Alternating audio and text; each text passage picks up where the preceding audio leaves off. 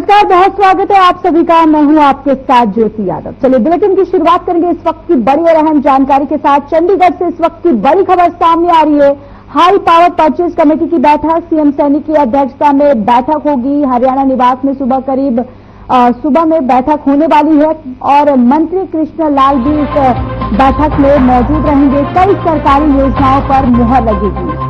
तो ये बड़ी खबर जानकारी आप तक साझा करें चंडीगढ़ से, जहां हरियाणा निवास में ये बैठक होगी। मंत्री कृष्ण लाल पंवार भी इस बैठक में मौजूद रहेंगे। कई सरकारी योजनाओं पर इस बैठक में मुहर लगने वाली है, यानी हाई पावर परचेज कमेटी की बैठक, और ये सीएम सैनी अध्यक्षता में होगी बैठक। हरियाणा निवास में सुबह करीब 10 बजे बैठक होगी। मंत्री कृष्ण लाल पंवार भी बैठक में मौजूद रहेंगे। कई सरकारी योजनाओं पर मुहर जो है वो लग सकेगी। चंडीगढ़ से इस वक्त की ये बड़ी खबर, हाई पावर परचेज कमेटी की बैठक और मुख्यमंत्री नायब सिंह सैनी की अध्यक्षता में ये बैठक होने वाली है। मंत्री कृष्ण लाल भी इस बैठक में मौजूद रहेंगे और इसके साथ ही कई ऐसी योजनाओं पर मुहर जो है वो लग सकती है और हाई पावर परचेज कमेटी की ये बैठक जो है होने वाली है। और इसके साथ ही आपको ये भी बताते चले कि मुख्यमंत्री नायब सिंह सैनी की अध्यक्षता में ये बैठक होने वाली है। और इस बीच एक और बड़ी खबर सामने आ रही है। हरियाणा में फिर से कोरोना के केसेस जो है वो बढ़ने लगे हैं। प्रदेश में कोरोना के 7 नए केस, गुरुग्राम में 7 नए संक्रमित मिले हैं। फरीदाबाद, करनाल में एक मरीज मिले। पंचकुला में भी एक मरीज में कोरोना की पुष्टि हुई है और संक्रमितों का आंकड़ा 50 पार हो गया है। और इसके साथ ही स्वास्थ्य विभाग जो है वो पूरी तरह से अलर्ट हो गया है। एक्टिव मरीजों की संख्या घटकर 28 हुई है। ये बड़ी जानकारी देखिए, हरियाणा में फिर से कोरोना के केसेस जो है उसमें बढ़ोतरी देखी जा रही है और पंचकुला में भी एक मरीज जो है उसकी पुष्टि हुई है। और इसके साथ ही साथ आपको बताते चले कि अब जो कोरोना के मामले जो है वो फिर से 28 हो गए हैं घट के। प्रदेश में कोरोना के नए केस जो है वो सामने आए हैं। प्रदेश में कोरोना के नए केस जो है वो अभी फिलहाल एक्टिव नजर है और इसके साथ ही जो स्वास्थ्य विभाग जो है वो पूरी तरह से अलर्ट मोड पर है और स्वास्थ्य विभाग की तरफ से भी पूरी तैयारियां जो है वो कर ली गई है कि अगर जो केसेस हैं और वो बढ़ते हैं तो इसको किस तरीके से नियंत्रण किया जाए, किस तरीके से कंट्रोल किया जाए। जब मरीजों की संख्या अगर बढ़ती है तो अस्पताल में जो तमाम व्यवस्थाएं हैं उनको कैसे सुदृढ़ किया जाए। व्यवस्थाओं को लेकर भी स्वास्थ्य विभाग जो है वो पूरी तरह से एक्शन में है। और कुल मिला के अभी फिलहाल हरियाणा में फिर से केसेस जो है, जो संक्रमित लोग हैं वो उनमें बढ़ोतरी देखने को मिल रही है। 7 नए केस जो है वो फिर से सामने आए हैं।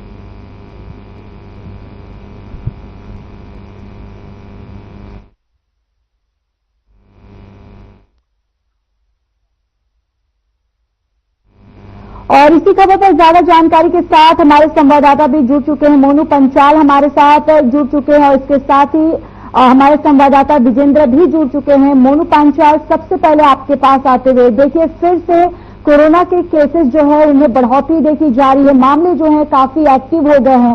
फिलहाल आप वहां पर स्वास्थ्य विभाग की तरफ से किस तरीके की तैयारियां जो है वो देख पा रहे हैं और इस केसेस को लेकर वहां पर क्या बढ़ोतरी देखी जा रही है या फिर केसेस जो है वो अभी नियंत्रण में है, यानी कि अभी कंट्रोल में है?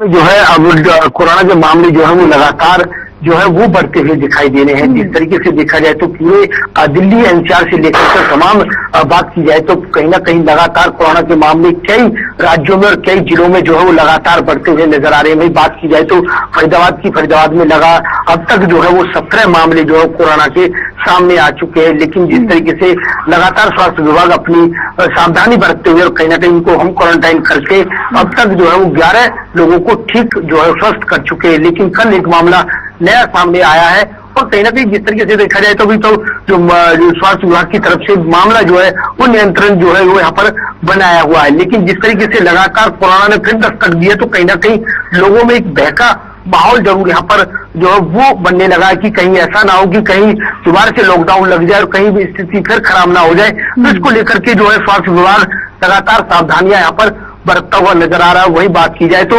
एडवाइजरी भी जो है वो स्वास्थ्य विभाग की तरफ से दी जा रही है। जो कि लगातार यहाँ पर जो है लोगों से अपील की जा रही है कि वो भीड़ भाड़ इलाके में ना जाए और कहीं जो अगर जाए तो मास्क लगा करके जाए, सावधानियां बरते, सैनिटाइजर का उपयोग करे, साबुन का उपयोग करे।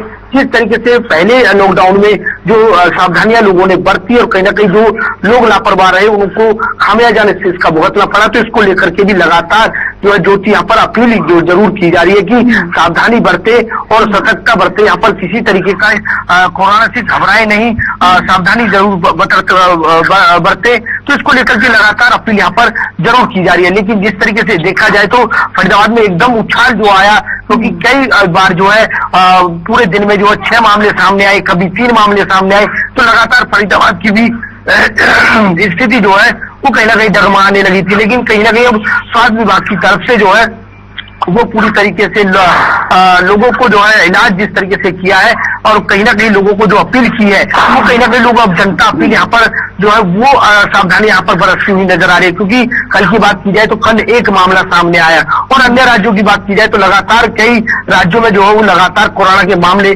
बढ़ते हुए नजर आ रहे हैं। ज्योति जी बिल्कुल ठीक है मोनू, जुड़े रहिए, मैं लौटूंगी आपके पास। हमारे साथ विजेंद्र हमारे संवाददाता गुरुग्राम से भी जुड़े हुए हैं। विजेंद्र, आपके पास आते हुए गुरुग्राम में फिलहाल क्या स्थिति है, केसेस में क्या अपडेट है फिलहाल?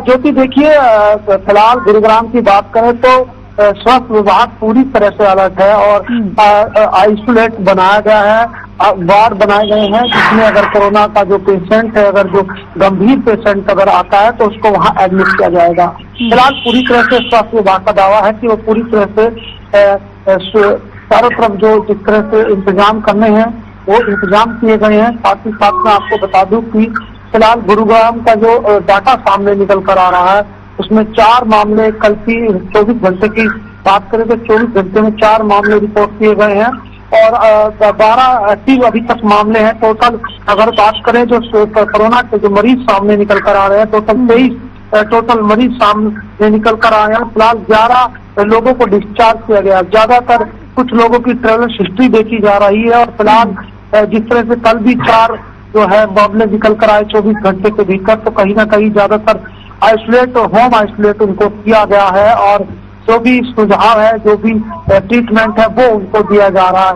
फिलहाल स्वास्थ्य विभाग का दावा है कि वो पूरी तरह से अलर्ट है और जो मरीजों के लिए अगर ऐसी कोई गंभीर स्थिति होती है तो उसके लिए आइसोलेट बनाया गया है और ऐसे में लोगों को जागरूक करने के लिए भी प्रचार प्रसार किया जा रहा है।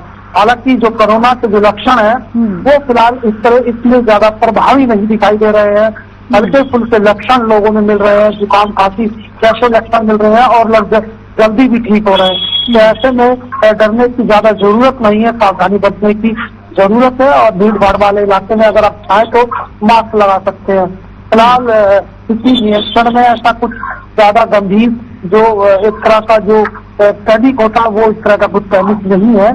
फिलहाल जो मरीज ठीक भी हो रहे हैं, साथ ही साथ जो पॉजिटिव पाए जा रहे हैं और फिलहाल कल की बात करें तो 24 घंटे में 94 लोगों का टेस्ट किया गया है और हरियाणा की बात करें 154 लोगों के वो सैंपल है वो लिए गए हैं। टोटल हरियाणा में अब तक कुछ जिले में जो मामले निकल कर आए हैं फरीदाबाद, गुरुग्राम में, तो ऐसे में टोटल 7 मामले जो कल है 24 घंटे में देखने को मिले हैं। तो जो कि लगातार जो स्वास्थ्य विभाग है वो बैठकें भी कर रहा है और ऐसे में लोगों को जागरूक रहने के लिए भी सलाह दी जा रही है। बिल्कुल बिल्कुल विजेंद्र, जिस तरीके से आप बता रहे कि स्वास्थ्य विभाग जो है वो लगातार बैठकें कर रहा है, मंथन कर रहा है और पूरी तरह से एक्शन मोड में जो है वो नजर आ रहा है। आगे की रणनीति भी देखी जा रही है कि अगर कोरोना के केसेस में अगर ज्यादा उछाल आता है तो किस तरीके से उसको नियंत्रण किया जाए। ठीक है, लौटूंगी मैं आपके पास।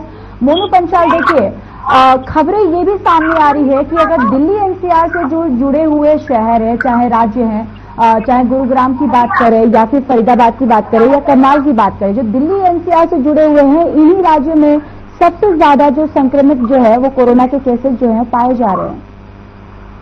जी बिल्कुल ज्योति, देखिए बात की जाए तो दिल्ली शहर एक भारत की राजधानी है और वहां पर जो है जिस तरीके से देखा जाए तो लोग जो काफी दूर से जो है वो यहाँ पर रहते हैं, लेकिन देश विदेश से कभी लोगों का आना जाना लगा रहता है। वहीं गुरुग्राम की भी बात की जाए, चाहे फरीदाबाद की बात की जाए, तो क्योंकि फरीदाबाद को भी मिनी जापान में जो है वो माना जाता है, क्योंकि यहाँ से भी देश विदेश से लोग जो है वो बिजनेस करने के लिए आते हैं। तो कहीं ना कहीं जिस तरीके से इंडिया के लोगों का देश विदेश भी जाना होता है, तो कहीं जो है देश विदेश के लोगों को जो है वो जो है इंडिया आना पड़ता है। तो इसको लेकर के भी कहीं ना कहीं जिस तरीके से जो कोरोना का जो माहौल है वो कहीं ना कहीं विदेशों से जो है वो यहाँ पर पनपता हुआ नजर आ रहा है। क्योंकि जिस तरीके से देखा जाए तो खांसी जुकाम, जिस तरीके से मामले जो लोग टच में आते हैं, कहीं नौकरियां करते हैं, तो जिस तरीके से देखा जाए तो वहां से कहीं ना कहीं एक कोरोना का जो मामला है वो बढ़ते हुए नजर आ रहा है। क्योंकि मध्यम वर्ग की बात की जाए तो मध्यम वर्ग के लोगों की अभी तक कोरोना जो रिपोर्ट है वो यहाँ पर दिखाई नहीं दे रही है। लेकिन जिस तरीके से देखा जाए जो बिजनेसमैन लोग हैं या तमाम तरीके से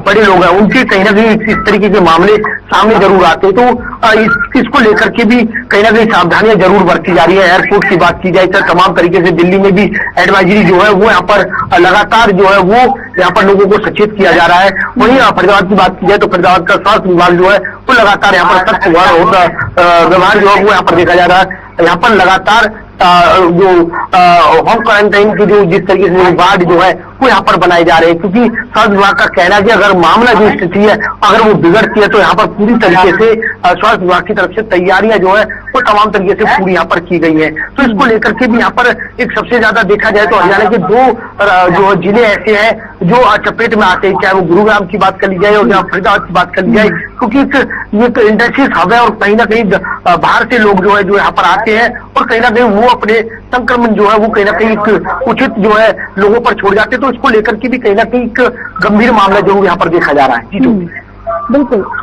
विजेंद्र, देखिए लगातार अगर देखा जाए एक्शन मोड में जो प्रशासन है, चाहे स्वास्थ्य विभाग की बात करें वो तो बिल्कुल एक्शन मोड में नजर आ रहा है, लेकिन आप वहां पर जमीनी हकीकत क्या देख पा रहे हैं, लोग कितना सतर्क है? क्योंकि जब ऐसे संक्रमण की अगर बात होती है या कोरोना की बात करें, जो सोशल डिस्टेंसिंग की बात होती है, तो कहीं ना कहीं स्वास्थ्य महकमा की जो स्वास्थ्य विभाग है उसके अलर्ट होने के बावजूद भी जो आम लोग हैं, जो आम पब्लिक है, उनको भी सतर्क होना उतना ही ज्यादा जरूरी है। उनको लेकर आप वहां पर क्या स्थिति देख पा रहे हैं? लोग किस तरीके से अलर्ट है या किस तरीके से कोरोना के जो नियम है वो पालन करते हुए नजर आ रहे हैं, चाहे मास्क लगाना हो, चाहे सोशल डिस्टेंसिंग की बात हो? ज्योति, देखिए ज्योति, मैं आपको बता दूं कि फिलहाल जो हालात हैं वो नियंत्रण में है। इस तरह का हालात अभी नहीं बने हैं कि किस तरह की गंभीर स्थिति से गुजरना पड़े। फिलहाल स्वास्थ्य विभाग का जो बयान है, साफ तौर पर जो गुरुग्राम की सीएमओ है उन्होंने साफ तौर पर कह दिया है कि जो कोरोना के लक्षण है वो हल्के फुल्के लक्षण है और ऐसे में ज्यादा डरने की जरूरत नहीं है। हाँ, आप मास्क लगा सकते हैं, सोशल डिस्टेंसिंग का अगर आप पालना करना चाहते हैं तो आप कर सकते हैं। फिलहाल इस तरह के हालात अभी देखने को नहीं मिल रहे। हालांकि सतर्क रहने की जरूरत है ज्योति, क्योंकि जिस तरह से 2020 में कोरोना का जो कहर था, वो मंजर था, वो सभी ने देखा था। जिस तरह से हजारों लोग कोरोना के संक्रमित रोजाना देखने को मिल रहे थे, कितने लोगों की मौत हो गई, कितने लोगों की जानें कोरोना ने ले ली थी। तो कहीं ना कहीं ये जो वायरस है, हालांकि खतरनाक वायरस है, इसको कितना स्फूट करता है। अब जिस तरह से कई लोग जो वायरस जनित को जल्दी ठीक हो जाते हैं, कुछ लोग ऐसे हैं कि जिनको अगर ऐसा कुछ प्रॉब्लम है तो कहीं ना कहीं वो गंभीर स्थिति में आ जाते हैं। उसके लिए भी स्वास्थ्य विभाग पूरी तरह से अलर्ट है और उसके लिए आइसोलेशन वार्ड बनाया गया। हालांकि अभी भी कोई मरीज आइसोलेशन वार्ड में नहीं है। फिलहाल जितने भी मरीज जो सामने निकल कर आ रहे हैं वो फिलहाल उनको घर पर ही होम आइसोलेट किया गया है और वहीं पर उनका ट्रीटमेंट चल रहा है। और कल भी आपको बता दें, टोटल आंकड़े की बात करें तो 11 मरीज कल भी डिस्चार्ज किए गए हैं और ऐसे ही हरियाणा का आंकड़ा है, कुछ मरीज और भी डिस्चार्ज किए गए हैं। तो कहीं ना कहीं जो बढ़ रहा है धीरे धीरे कोरोना, उसको लेकर जागरूक सतर्कता की जरूरत है और स्वास्थ्य विभाग लगातार लोगों को जागरूक कर रहा है। और ऐसे में अपने बचाव के लिए आप मास्क लगा सकते हैं। भीड़ भाड़ वाले इलाके में आप जाए तो थोड़ा सतर्क हो और साबुन से हाथ धोए। ये तमाम तरह के जो बचाव के तरीके हैं उनको अपनाएं।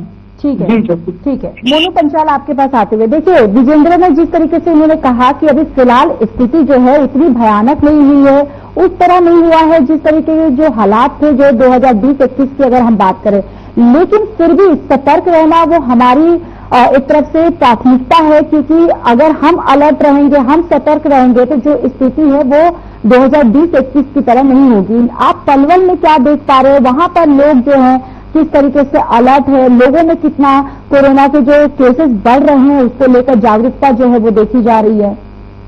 ज्योति, देखिए, मैंने पहले भी बताया था कि जिस तरीके से देखा जाए तो जो ग्रामीण क्षेत्र के जो जिले पड़ते हैं उनमें से अभी तक इस तरीके का कोई मामला कोरोना का सामने नहीं आया। जिस तरीके से पलवल की बात कर ली जाए, चाहे तमाम और झज्जर की बात कर ली जाए, तो इस तरीके के जो जिले हैं उनमें से अभी तक इस तरीके के केस सामने नहीं आए। जो शहर से, यानी कि सिटी जो शहर है, उनसे इस तरीके के मामले सामने नजर आ रहे हैं। यमुनानगर की बात कर ली जाए, अम्बाला की बात कर ली जाए, चाहे वो गुरुग्राम की बात करें, फरीदाबाद की बात करिए, क्यों फरीदाबाद से, यानी कि जो शहर सिटी से लगे हुए हैं इन जिलों से जो है वो हरियाणा में मामले सामने नजर आ रहे हैं। लेकिन फरीदाबाद की बात की जाए तो फरीदाबाद में अब तक 17 मामले जो है वो सामने आए थे, लेकिन 11 लोग ठीक होकर के जो है वो स्वस्थ हो चुके हैं। लेकिन जिस तरीके से कल एक नया मामला सामने आया तो कहीं ना कहीं स्वास्थ्य विभाग अभी नियंत्रण जो है वो यहाँ पर बनाए हुए हैं, सतर्कता यहाँ पर बरतते हुए नजर आ रहे हैं और जो लोगों को एडवाइजरी यहाँ पर साफ तौर से देते हुए नजर आ रहे हैं। क्योंकि जिस तरीके से देखा जाए तो जो बड़ी बड़ी इंडस्ट्रीज कंपनियां हैं वहां पर भी जो है वो कहीं ना कहीं अपने वर्करों को, लेबर जो वर्कर होते हैं उनको भी यहाँ पर सचेत करते हुए नजर जरूर आ रहे हैं, क्योंकि कंपनी के मालिक जो है वो लगातार यहाँ पर एडवाइजरी लोगों को देते हुए नजर आ रहे हैं। क्योंकि जिस तरीके से लोग लंच लेके जाते हैं या एक दूसरे से मिलते हैं तो वहां पर भी लगातार यहाँ पर एडवाइजरी दी जा रही है कि साबुन से हाथ धोएं, लगातार सैनिटाइज रखें और कहीं ना कहीं जब भीड़ मीटिंग होती है तो उसमें मास्क लगाएं। तो इस तरीके से लगातार एडवाइजरी जो है यहाँ पर दी जा रही है। वही बात की जाए तो धन्यवाद आप दोनों का तमाम जानकारी साझा करने के लिए। चलिए खबरों में आगे बढ़ते हैं। गुरुग्राम के लेजर वैली पार्क में मैराथन का आयोजन किया गया, जिसमें सीएम नायब सिंह सैनी ने शिरकत की है और इस दौरान सीएम सैनी ने मैराथन को हरी झंडी दिखाकर रवाना किया है और शिरकत के दौरान सीएम सैनी ने मैराथन को संबोधित करते हुए कहा कि एक राष्ट्र एक चुनाव मैराथन, ये एक देश एक चुनाव के विचार को समर्पित दौड़ है। यह दौड़ प्रधानमंत्री नरेंद्र मोदी के एक देश एक चुनाव के सपने को साकार करने और परिवर्तन की दिशा में एक महत्वपूर्ण कदम है। ये मुख्य उद्देश्य आयोजन वन नेशन वन इलेक्शन, एक देश एक चुनाव के महत्वपूर्ण विचार को ये समर्पित है। यह सिर्फ एक आध दौड़ नहीं है, बल्कि परिवर्तन की दिशा में एक महत्वपूर्ण कदम है, एक संकल्प है, एक आंदोलन है। यह माननीय नरेंद्र मोदी जी के उस सपने को साकार करने का ये संकल्प है जो उन्होंने लिया है। एक देश एक चुनाव, वन नेशन वन इलेक्शन के विचार को ये गति देने वाली आज हमारी ये दौड़ है। यह विचार केवल प्रशासनिक सुविधा का ये मुद्दा नहीं है, यह भारत की लोकतांत्रिक चेतना को और अधिक सशक्त करने का एक प्रयास है।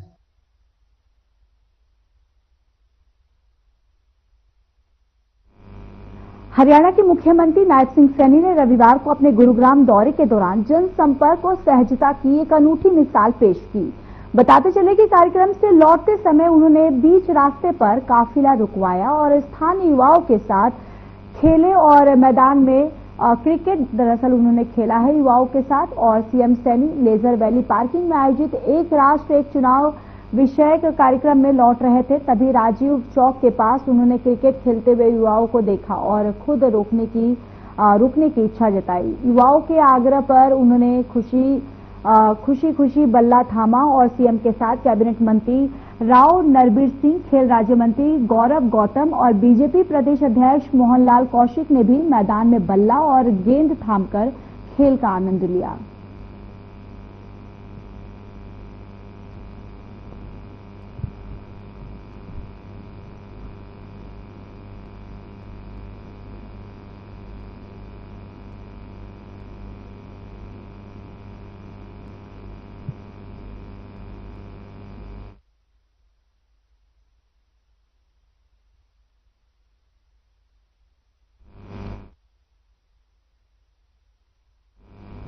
हिसार में एसटीएफ और बदमाशों के बीच गांव तलवंडी राड़ा में मुठभेड़ हुई है। दोनों तरफ से फायरिंग लेकर बदमाश के पैर में गोली लगी है।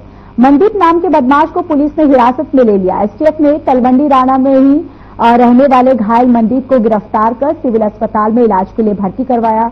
बताते चले कि मनदीप ने हाल ही में 25 मई को अपने ही गांव के ठेके पर पर्ची फेंक कर 5 लाख रुपए की फिरौती मांगी थी। तभी से एसटीएफ इसके पीछे लगी हुई थी। एसटीएफ को सूचना थी कि मनदीप दोबारा ठेके पर जाकर फायरिंग या धमकी जो है वो कर सकता है और दे सकता है यानी कि, और गुप्त सूचना मिलते ही एसटीएफ ने घेराबंदी कर दी है और बदमाश को घेर लिया है। इसके बाद बदमाश ने अपने बचाव में फायरिंग भी की, लेकिन एसटीएफ ने गोली का जवाब देते हुए फायरिंग की है और बाद में उसे गिरफ्तार कर लिया है।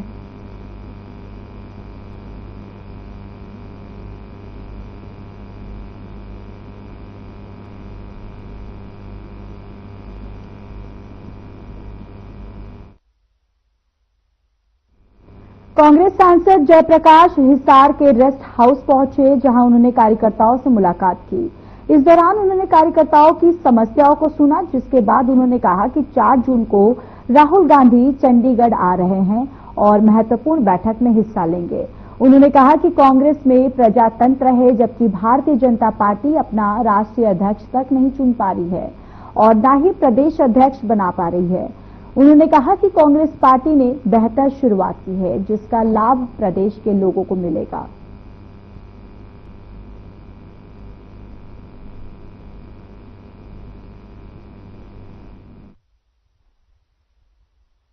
राहुल जी का जहां तक मुझे ज्ञान है, पार्टी के सेंटर बनाने के लिए एआईसीसी की तरफ से ऑब्जर्वर बना रही है और उनकी सहायता के लिए प्रदेश के पीसीसी भी कुछ ऑब्जर्वर भेज रही है। तो राहुल जी इन सबको बताएंगे वे कैसे है, क्या करना है क्या नहीं, और प्रदेश के कुछ नेताओं से मिलेंगे। तो अच्छी शुरुआत है, क्योंकि कांग्रेस पार्टी में प्रजातंत्र है, इनकी तरह नहीं है बीजेपी वालों की तरह कि तो मुख्यमंत्री भी पर्ची में काट रहे हैं। बीजेपी में किसी नेता की आज के दिन कोई हैसियत नहीं है। आप ये देखिए कांग्रेस पार्टी कितना बढ़िया सिस्टम से अपना संगठन बना रही है, और बीजेपी में 1 साल पहले क्या था।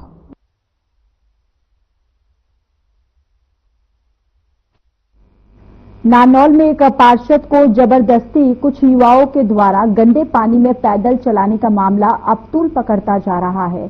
इस मामले को लेकर नगर परिषद के सभी पार्षद एकजुट हो गए। पार्षदों ने नगर परिषद में बैठकर इसका विरोध जताया। तो वहीं एसपी कार्यालय जाकर आरोपियों के खिलाफ मामला दर्ज करने के लिए एक शिकायत पत्र भी एसपी को दिया है, जिसमें शहर के सभी पार्षदों और चेयरपर्सन से साइन किया है।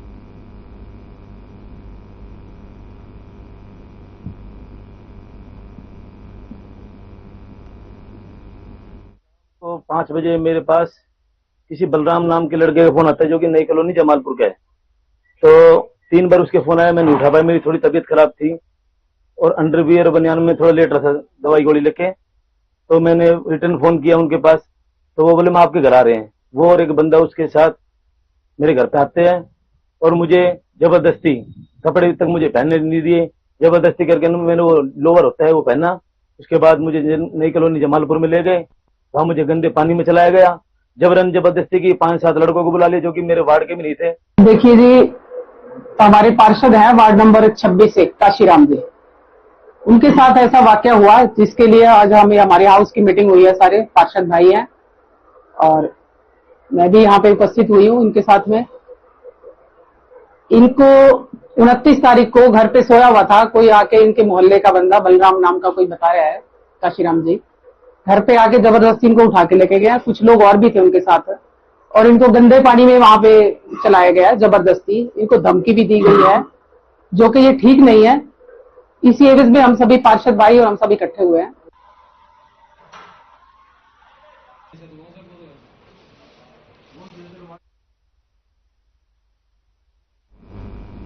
चलिए, इस बुलेटिन में मेरे साथ फिलहाल के लिए बस इतना ही, लेकिन अब वक्त हो चला हमारे खास कार्यक्रम डॉक्टर राकेश गुप्ता के साथ प्लस फाइनल्स का। नमस्कार दोस्तों।